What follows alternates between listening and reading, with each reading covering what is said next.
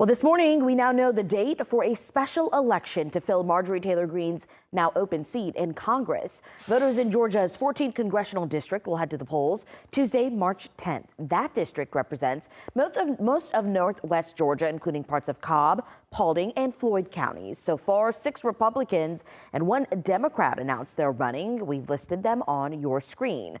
Greene officially stepped down Monday after a recent political spat with President Trump. We asked voters what they want to see from the person filling her seat. Well, the way President Trump has been doing, I want somebody that will work with him, not find every little nitpicking thing that he's doing because he's doing so much. No matter what color, no matter what they believe in, the job of the people that's running this is supposed to be for the people, not for the government itself. And right now, the government is for the government. And we saw whoever wins will serve out the remainder of Greene's 2026 term. There will also be a midterm election for the seat. The primary for that is in